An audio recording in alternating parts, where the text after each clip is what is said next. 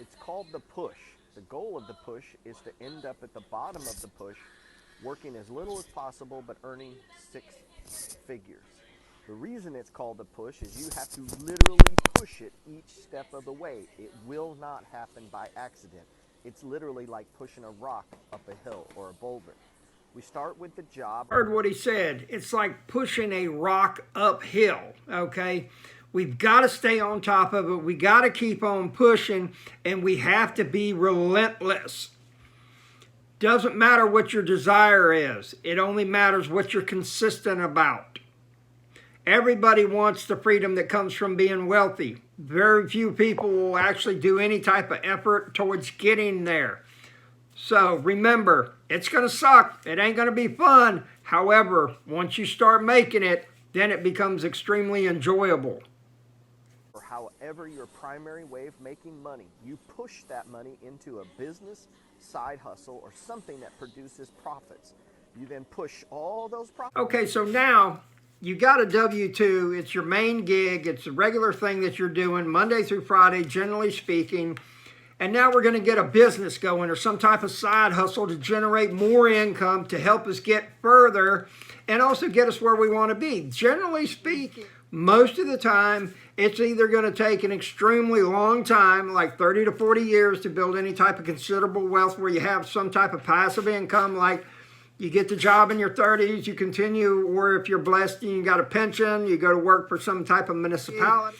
You're a cop, you work for the city, the county or something, and you do have some type of retirement. Well, here's the problem, though, is that when you get to that age, who knows what that buying power is going to be? You know, if we've experienced, say like everything doubled in the last year, is your pension going to be able to fade that? Who knows? Okay? But the thing about it is that you've never heard anybody say, you know what? I really wish I hadn't saved this. I really wish I had not made these extra investments. This is just way too much money to deal with. You've never heard that. Okay? What you have heard is, I'm glad I planned. I'm enjoying my life. I get to do what I want to. I get to eat how I want to. So we're going to get that started. We're going to start to make some things happen. We're going to generate some extra income, and then we're going to do something with it after that. You don't spend them, you push them into real estate. You then push the profits from real estate into dividend stocks. The further down the push we go, the more passive the... So now the thing to do is that we've got this extra money and everything. Let's go ahead and we'll set a goal. We'll say $15,000. We're going to get enough money to go ahead and make our first rental property purchase. Okay? Now, rental property, they call it passive income. Rarely is it passive. Trust me on this, okay? I got 2 people full-time on the payroll because of it being so passive, okay? Doesn't quite work like that. The thing about it is that we're going to start generating some money, okay? It's going to help us a couple ways. One, you're going to evaluate your deal. You're going to make sure the numbers work. You're going to get the right amount of rent, and you're going to have money left over every month. That's what we call the cash flow, okay? You got $1,400 coming in, you got $800 going out. We have a gross of $600. However, now we have some capital expenses you need to put away for: roof, water heater, heating and air conditioning. So then it gets down to $250 is what we actually get to put into the bank, and that's what we call net profit. Well, guess what?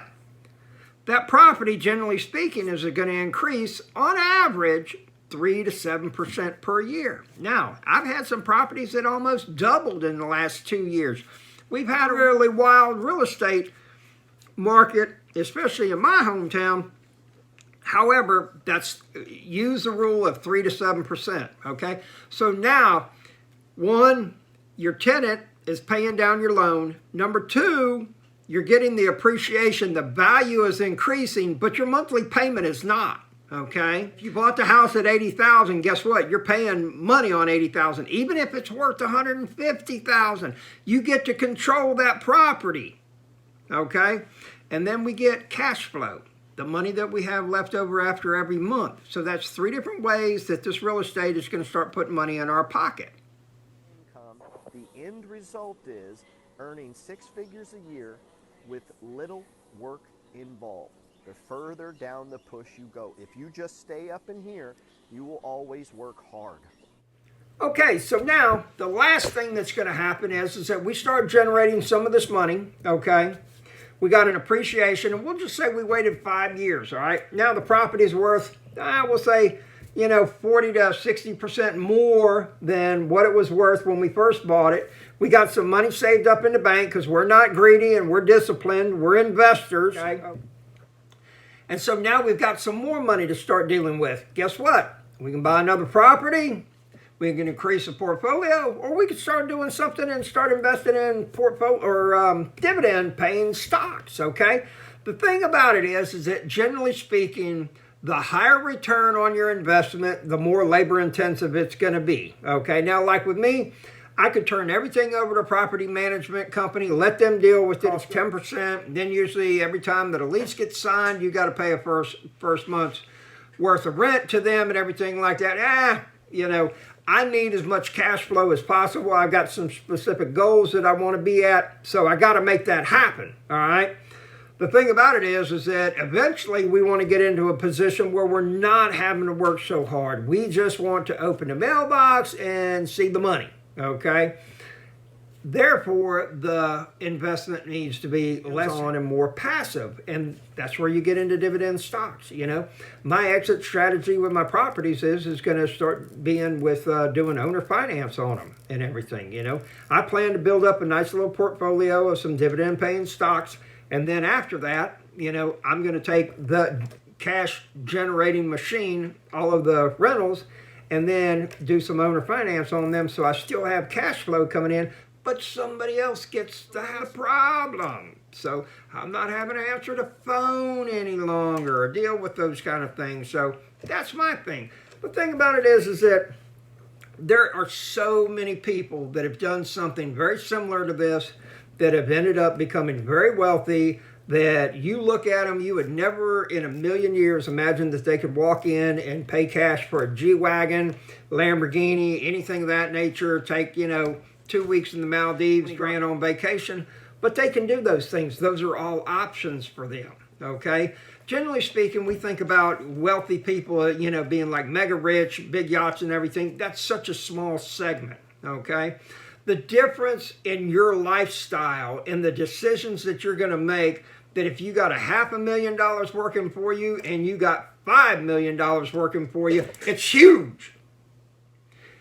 It is so magnificent that you're not going to be able to adjust. It's going to be very hard to conceptualize because so many people think, oh, $500,000, that's a lot of money. It ain't nothing, folks.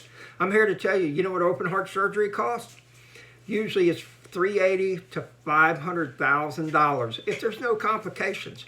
That's $500,000, okay? So you smokers out there and everything, thinking about that, all right? And you're building this wealth game and everything, you're thinking about, well, because here's the easiest thing you'll ever do in your life is make money. Trust me, okay? I made $80 on Sunday, and I showed y'all in the video how I did it. Seen a phone number on a sign in a front yard, sent them a text, you want me to cut your yard, $80, boom, done, okay? Easiest thing you'll ever do. Hardest thing you're ever going to do is turn around, not spend that money on something, put that money to work for you, It's real simple. Every dollar is a soldier, and we got a war on poverty. You need to make each one of those soldiers do the fight. Hope you had a great time. This video right here is one of the best I've ever seen. It's done. I really love Gerald, the way that he breaks everything down. It's very simplistic. Somebody like me can understand it as well. And there ain't no smoke and mirrors, okay? There's a lot of 6 and 7 day years in this guy's lifetime to get to this point where he's at. He did the things that most people are not willing to do. And it's just the way that it works. So, hope you enjoy it. Have a wonderful day.